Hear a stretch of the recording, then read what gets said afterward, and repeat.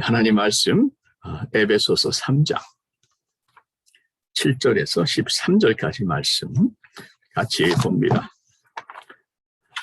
7절부터 제가 말씀 공독하겠습니다. 이 복음을 위하여 그의 능력이 역사하시는 대로 내게 주신 하나님의 은혜의 선물을 따라 내가 일꾼이 되었노라.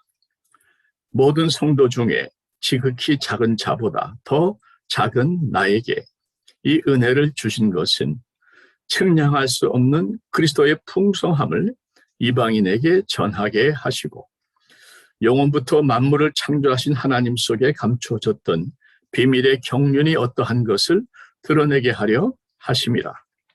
이는 이제 교회로 말미암아 하늘에 있는 통치자들과 권세들에게 하나님의 각종 지혜를 알게 하려 하심이니 곧 영원부터 우리 주 그리스도 예수 안에서 예정하신 뜻대로 하신 것이라. 우리가 그 안에서 그를 믿음으로 말미암아 담대함과 확신을 가지고 하나님께 나아감을 얻느니라. 그러므로 너에게 구하노니 너희를 위한 나의 여러 환난에 대하여 낙심하지 말라. 이는 너희의 영광이니라. 아멘. 잠깐 기도하겠습니다. 환난에서 영광으로 하나님이 거창한 제목을 가지고 이 종이 말씀을 전합니다.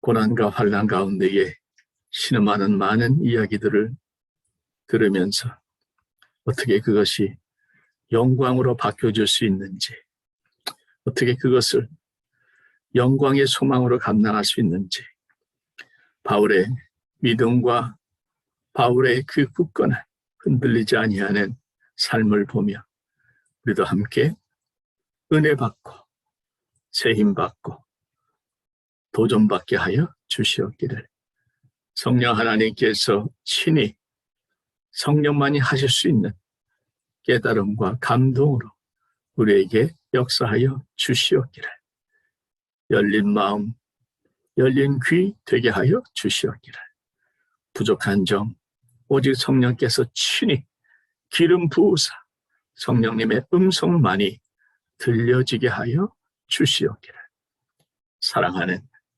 예수님의 이름으로 기도하옵나이다. 아멘. 바울은 지금 감옥에 갇혀 있죠.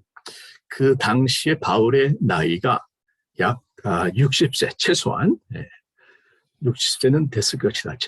최소한으로. 그런데 여러분 그 당시 로마 시대에 평균 수명이 얼마인지 아십니까? 짧게 보면 20세고요. 길게 보면 33세였습니다. 평균 기대 수명이. 그러니까 바울은 이미 평균 수명보다 거의 2배 가까운 삶을 살은 아주 노사도였죠. 그럼 2018년도 유엔에 의하면, 보고서에 의하면 한국 남자의 평균 기대 수명이 80입니다. 미국 남자의 평균 기대 수명은 78이에요. 한국 남자분이 더 오래 사시더라고요. 그렇게 따지면요. 지금 오늘날 시대로 따지면 바울은 지금 100세가 넘었다는 얘기입니다. 그죠? 거의 2배를 사셨으니까. 자, 이러한 노사도께서 인생의 마지막 때에 감옥 안에 갇혀서 마지막을 보내고 있습니다. 여러분 갇혔다는 거 우리가 팬데믹을 겪어봐서 조금 맛을 보지 않았습니까? 자가격리 하신 분들도 계시고 또 한때는 우리가 뭐 마켓이나 병원이나 뭐 이런 거 외 운동이나 이런 거 외에는 밖에도 못 나가게 한 적이 있어요. 그죠? 파크도 다 문 닫을 정도로 얼마나 그때 갑갑하셨습니까? 몇 달 뭐 지낸 것만 해도 그렇게 갑갑한데 감옥에서 바울 순교하는 그날까지 얼마나 힘들었겠어요. 그런데 여러분 바울이 감옥에서 쓴 옥중서신을 보게 되면은 전혀 갇힌 사람의 분위기가 아닌 것을 우리가 확인할 수가 있죠. 갇혀있는 사람이 바깥에 있는 갇히지 않은 사람들을 더 염려합니다. 지난주에 말씀드렸습니다만 기뻐하라. 나처럼 기뻐하라고 권면합니다. 더 놀라운 말씀도 많습니다. 내게는 모든 것이 있고 또 풍부한지라. 빌립보서의 4장 18절에 내게는 모든 것이 있고 더 풍부한지라. 그리고 감옥에 갇힌 인생이 풍부하면 얼마나 풍부하겠습니까만 바울은 그렇게 고백합니다. 어떠한 형편이든지 나는 자족하기를 배웠노니 내가 능력 주시는 자 안에서 모든 것을 할 수 있느니라. 감옥에 갇힌 노사도가 할 말로 들을 적에는 이해가 안 될 정도로 너무나도 확신하고 너무나 충만한 또 다른 모습의 바울을 보지 않을 수 없습니다. 어떻게 그렇게 바울이 넉넉할 수 있었는가? 지난주에 이어서 두 번째 그 이유를 말씀을 좀 나누고 싶습니다. 지난주 제가 말씀드렸죠. 바울은 그리스도의 비밀을 알았던 사람입니다. 그리스도의 비밀을 누렸고 비밀을 가진 자들만이 누리는 특권, 영생의 확신과 이 땅에서의 모든 삶의 약속과 또 죄로부터의 승리와 마귀를 대적하여 철저하게 승리하는 자유와 승리를 맛본 사람에게 그리스도의 비밀을 가지고 있는 자였기에 바울은 넉넉할 수 있었다는 말씀을 드렸다면 오늘 말씀은 바울이 그렇게 넉넉할 수 있었던 이유는 한마디로 말씀드리면 바울은 목적이 뚜렷했던 사람, 인생의 목적을 뚜렷하게 알았고 자신이 왜 갇혀 있는가를 뚜렷하게 알았고 자신의 환난의 목적, 내가 겪는 고난의 목적이 무엇인가를 뚜렷하게 알았던 사람입니다. 바울은 자신의 인생의 목적을 알고 있었다. 1절 말씀 보시면 이러므로 그리스도 예수의 일로 너희 이방인을 위하여 갇힌 자 된 나 바울이 말하거니와. 바울의 인생의 목적이 뭡니까? 여기 나오죠? 예수의 일. 이방인을 위한 예수의 일. 그럼 예수의 일은 무엇입니까? 생명 살리고 생명 돌보는 것입니다. 예수의 일은 생명을 살리고 생명을 돌보는 것입니다. 그게 전부입니다. 다른 건 다 부수적인 것입니다. 그 목표가 분명했기 때문에 바울은 감옥에서도 무너지지 않았죠. 오늘 본문을 읽었습니다만 3장 7절에도 보게 되면 이 복음을 위하여 그의 능력이 역사하시는 대로 내게 주신 하나님의 은혜의 선물을 따라 내가 일꾼이 되었노라. 복음을 위하여 하나님이 주신 은혜로 인해서 나는 복음의 일꾼이 되었다. 분명한 목적이 있는 것이죠. 여러분, 다윗이 잘 나가다가 크게 무너지지 않습니까? 다윗이 언제 무너졌습니까? 궁궐에서 왕이었을 때 무너졌죠. 다들 잘 아시겠습니다만 다윗이 힘이 없어서 무너진 게 아니에요.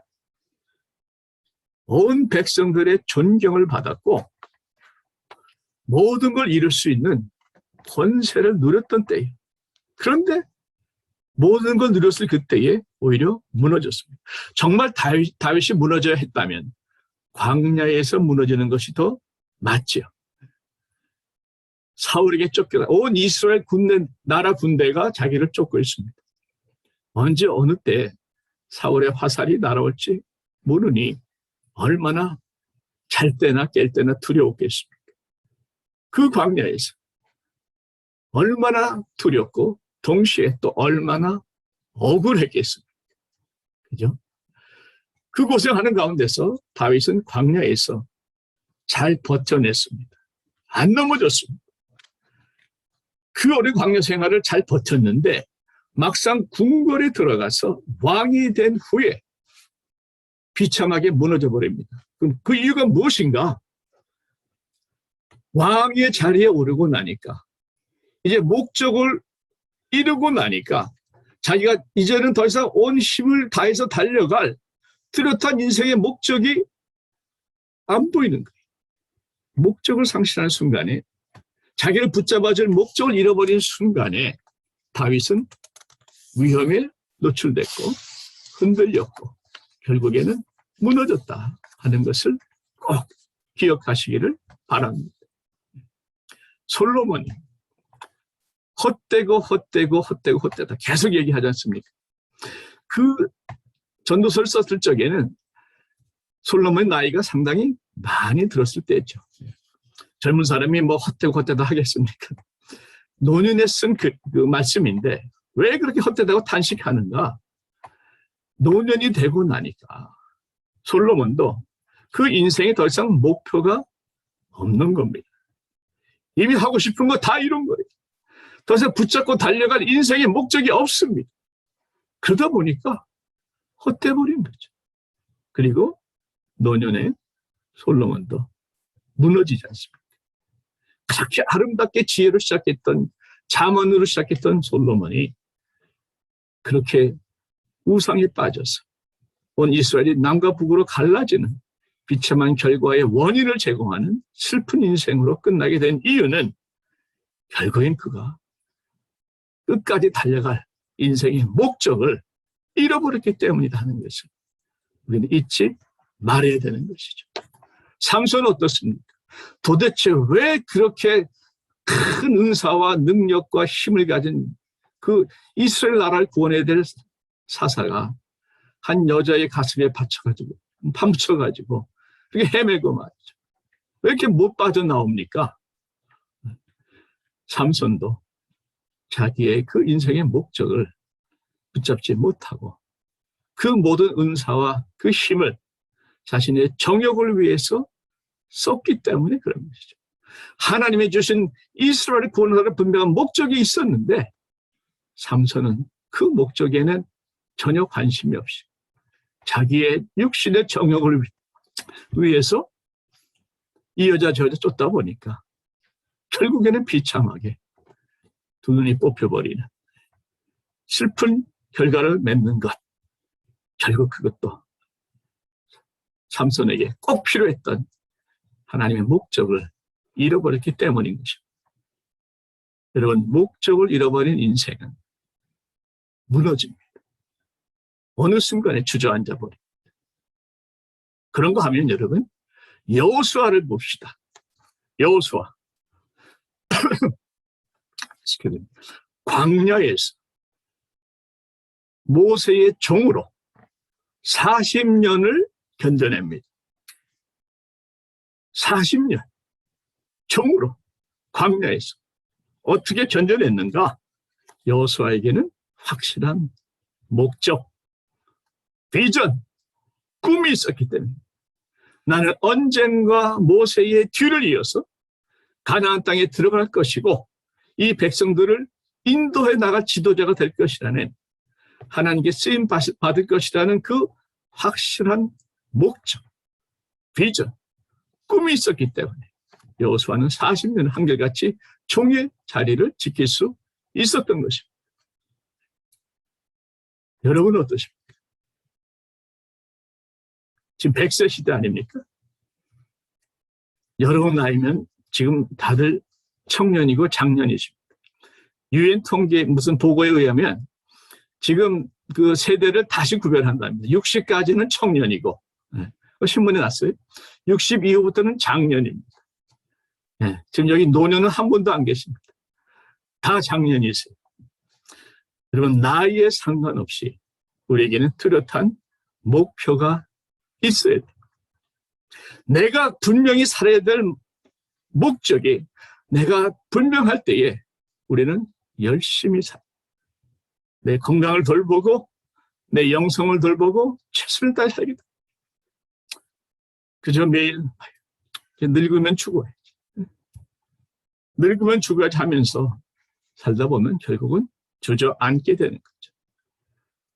우리 사랑하는 성도님들, 바로 오늘 혹시 아직 그 비전을 못 잡으셨으면 오늘 바로 이 예배 시간에 기도하는 가운데에 하나님 안에서 하나님께서 주시는 새로운 비전을 발견하시기를 바랍니다. 여러분, 하나님의 일에는 은퇴가 없습니다. 주님 만나는 그날까지 내가 정말 이 꿈을, 이 비전을 붙잡고 가야 되겠다는 그런 확실한 목적, 비전, 그 꿈을 여러분 꼭 이 예배 가운데서라도 여러분 하나님께로부터 받으시기를 바랍니다.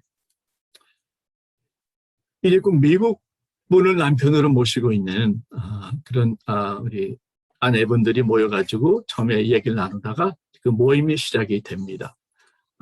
제목을 이 모임은 목장은 뭐 터널을 탄 건 아니고요. 일단 목적을 이루면은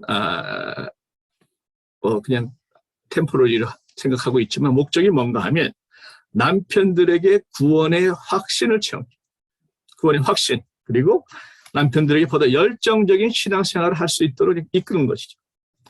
그런데 제가 그 사역을 시작하게 된 결정적인 이유는 정말 현재 상황은 정말 불가능한 상황이었지만은 이것만큼 해야 되겠다 결정한 이유는 그 집사님들의 그 헌신 때문에.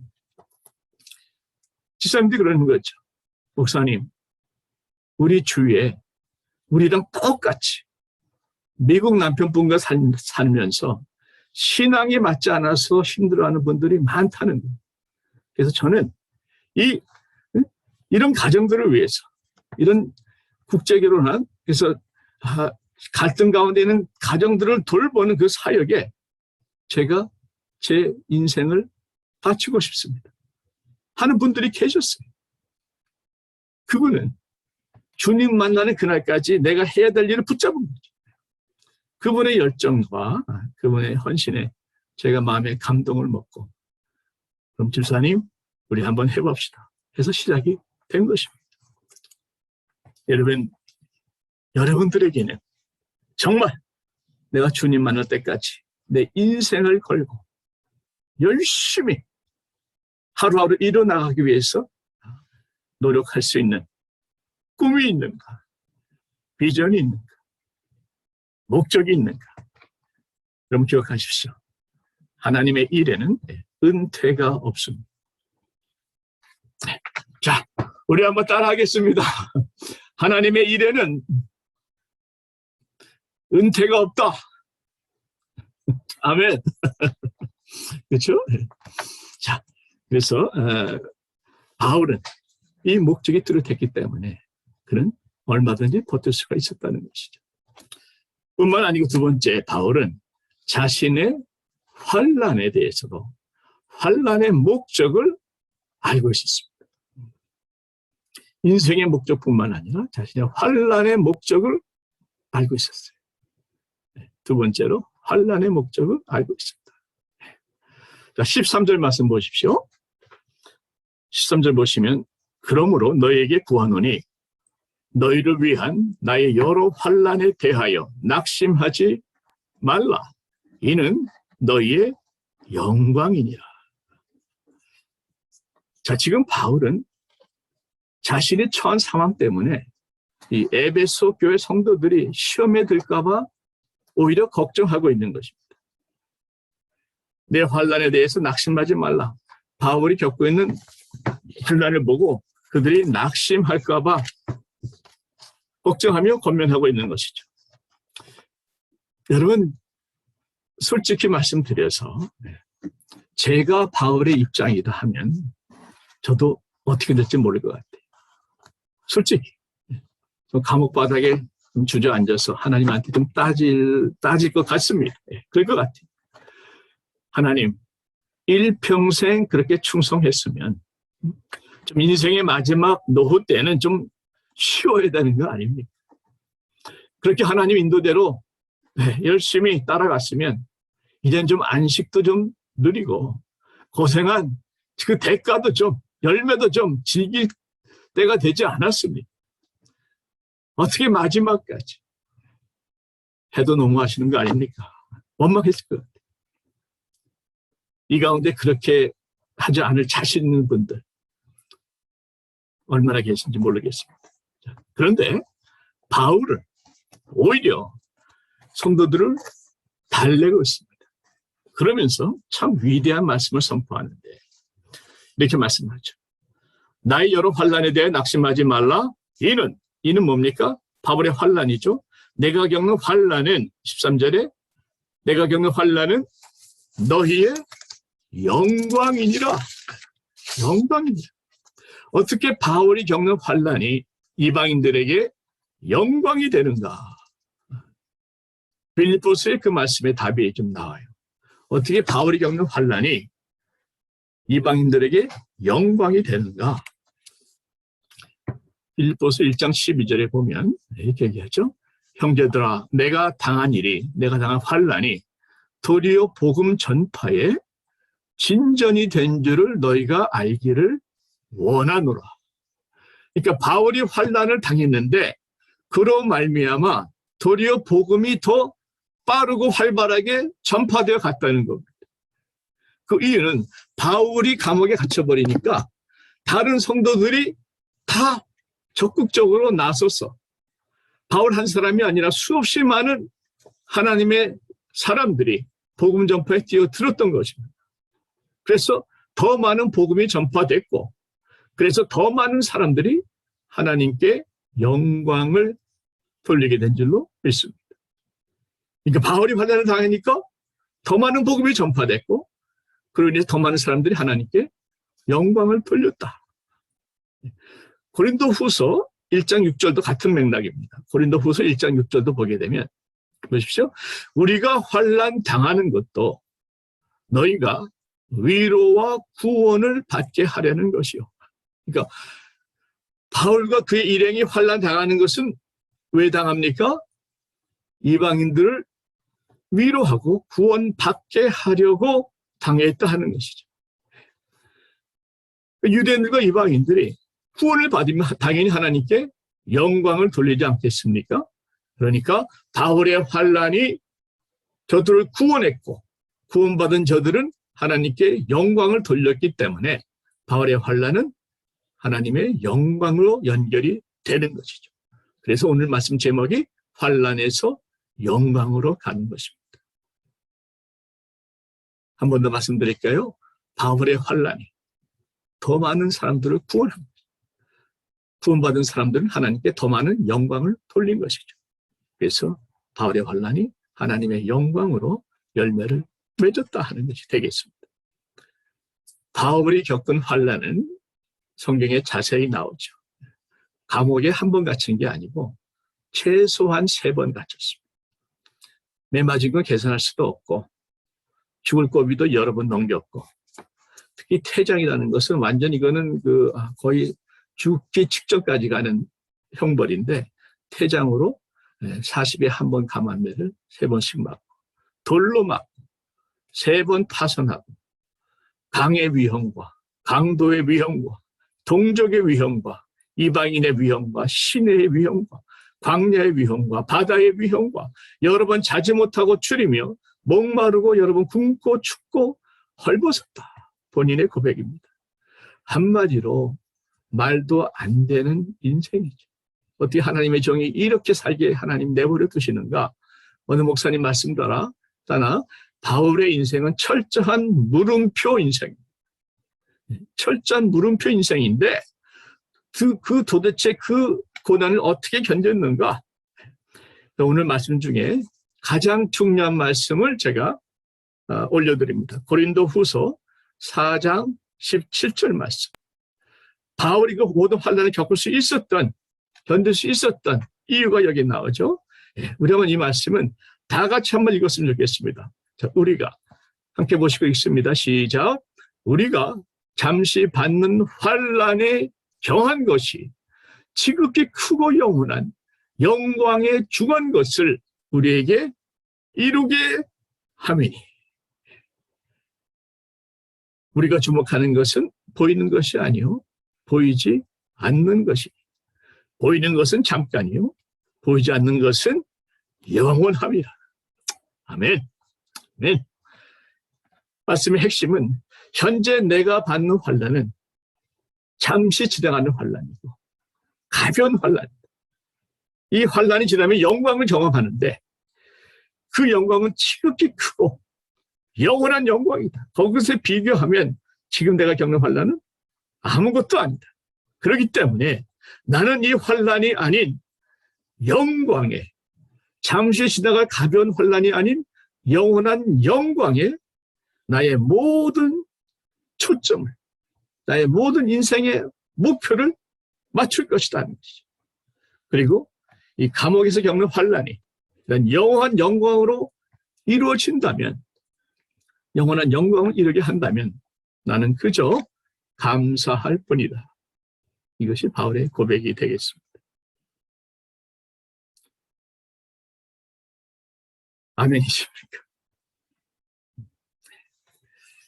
여러분, 예수 안에서 의미 없는 고난은 없습니다. 나를 왜 이렇게 가난하게 하셨는가?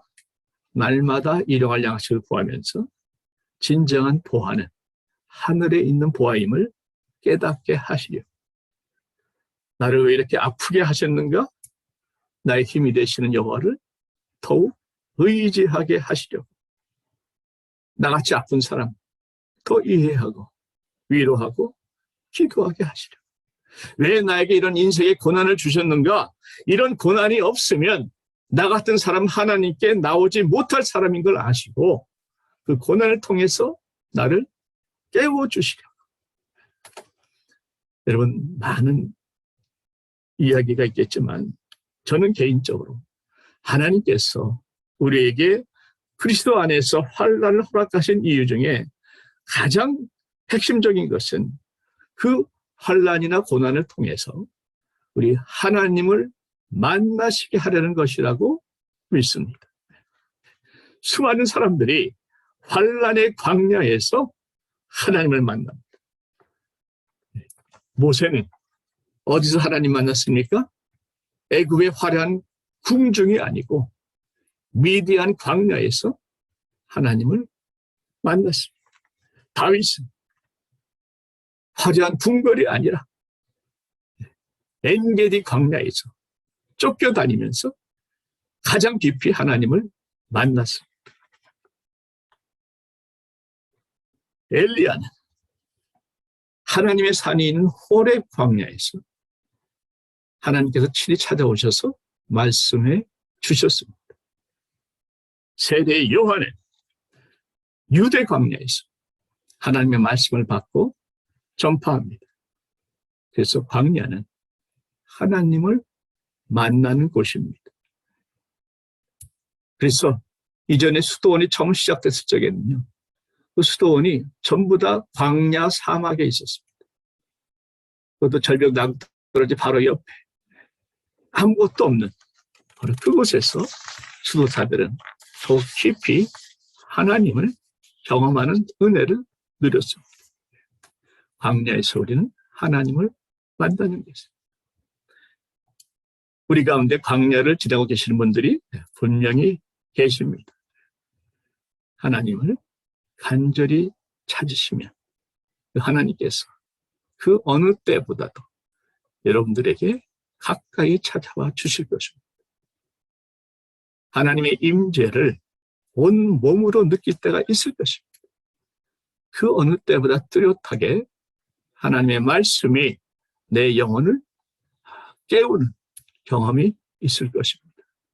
광야에서 우리는 하나님과 더욱 깊이 동행하고 그 하나님을 경험하고 그 하나님을 음성을 듣는 역사들을 누리게 될 줄로 확실히 믿으시고, 바로 그것이 바울이 또 우리에게 하나님께서 광야를 허락하신 이유라는 것을 붙잡을 수 있다면, 광야는 더 이상 나를 주저앉게 하는 것이 아니라 오히려 나를 일으켜 세우고 나를 회복시키는, 하나님을 만나게 하는 놀라운 은혜의 통로로 쓰임받게 될 줄로 믿습니다.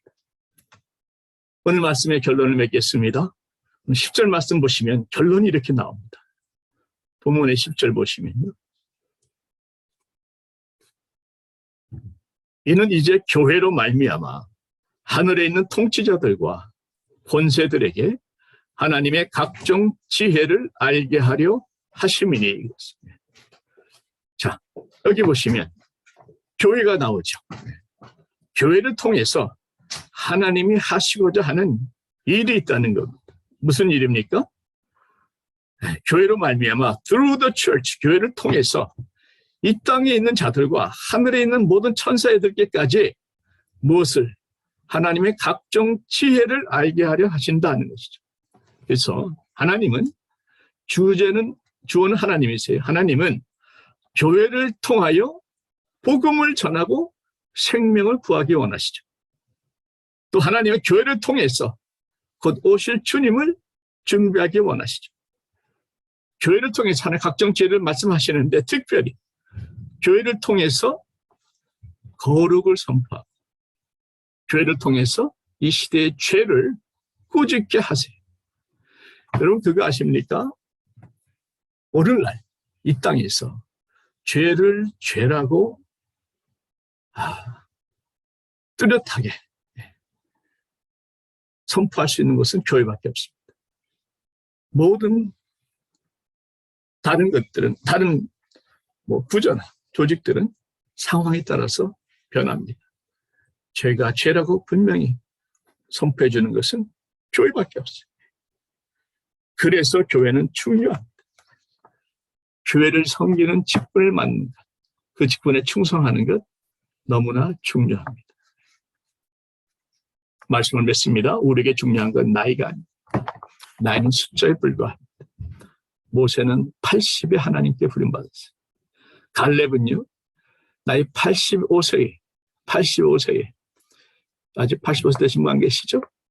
백발을 휘날리면서 헤브론 산지를 정복합니다. 갈렙은 얘기합니다. 내가 광야에 있을 때 하나님이 나에게 꿈을 주셔서 45년 동안 나는 그 꿈을 이루기 위해서 나는 기다려왔다. 그래서 85세가 되기까지 갈렙은 자신의 몸을 강건하게 다스린 겁니다. 그리고 85세에 그야말로 백발을 휘날리면서 헤브론을 정복하는 놀라운 역사를 이루어내는 것입니다. 꿈을 가진 자의 놀라운 역사입니다. 얼마나 멋있습니까? 여러분, 우리에게 중요한 것, 나에게 인생에 분명한 목적이 있는가 하는 것이, 내게 아직도 가슴을 뛰게 하는 꿈이 있는가? 갈렙은 그 꿈이 있었기에 85세를 버텼다니까요. 바울도 그 꿈과 목적이 확실했기 때문에 감옥에 있었어도 그는 낙심하지 않았습니다. 오히려 낙심하지 말라고 다른 사람들을 권하고 있습니다. 여러분, 자전거는요, 달리지 않으면, 멈추면 쓰러집니다. 우리도 꿈이 없으면 주저앉습니다. 내가 초점을 맞춰 달려갈 꿈이 있을 때에 우리는 힘이 나는 거예요. 꿈이 없으면 시험에 듭니다. 꿈이 없으면 변질되기 쉽습니다. 그런데 꿈 때문에 그 꿈을 가지고 달려가는 사람은 시험도 시간도 없어요. 그 꿈이 그를 붙잡아 주는 것입니다. 여러분, 저와 여러분들의 남은 인생의 시간들을 온전히 불태워버릴 만한 그 뜨거운 하나님이 주시는 내 인생을 걸 만한 꿈이 있는, 목적이 있는 저와 여러분들은 그 꿈이 있을 때에 하루하루를 정말 후회 없는 보람차고 값진 인생으로 살아갈 줄 믿습니다. 여러분, 오늘 이 시간에 여러분 잠깐 우리가 기도하겠습니다. 그때 여러분 하나님 앞에 나의 꿈을 회복시켜 달라고, 내가 잃어버렸던 꿈을, 내가 잊어버렸던 꿈을, 내가 놓쳤던 꿈을 다시 기억나게 하시고 회복시켜 달라고, 하나님을 위해서, 교회를 위해서, 나머지에서 내가 할 것이 무엇이 있는가 하나님께 물어보는, 그리고 하나님의 응답을 받는 이 시간 될 수 있기를 바랍니다. 할렐루야. 아버지 하나님, 저희들에게 가슴을 뛰게 하는 부러졌던 눈동자의 초점이 돌아오고, 부러졌던 내 주먹에 힘이 들어가는, 주여 내 인생과 생명의 모든 것을 걸고 달려갈 만한 꿈이 있는지, 하나님께서 주시는 비전이 있는지 하나님 이 시간에 돌이켜보게 하시니 감사합니다. 아버지께 우리가 기도로 간구하오니 하나님 바울에게 주셨던 그 꿈, 갈렙에게 주셨던 그 비전, 모세에게 주셨던 그 아름다운 목적이 우리에게도 있게 하여 주셔서 하나님 목적이 없으면 주저앉고 꿈이 없으면 변질되고 그래서 참 넘어졌던 주저앉았던 다윗이나 솔로몬이나 삼손과 같이 될까 두렵사오니 하나님 우리를 도와주셔서 우리에게 꿈을 회복시켜 주시옵소서. 마지막 때에 우리 베들교회가 이 세상에 하나님의 지혜를 온전히 선포한 교회가 되게 하여 주시옵소서. 우리 모두에게 내 마지막 인생을 불태워 이뤄낼 수 있는 꿈을 주시옵소서. 하나님의 일은 은퇴가 없는 줄 믿사오니 하나님 우리에게 그렇게 새로운 비전을 허락하여 주시옵기를 사랑하는 예수님의 이름으로 기도하옵나이다. 아멘.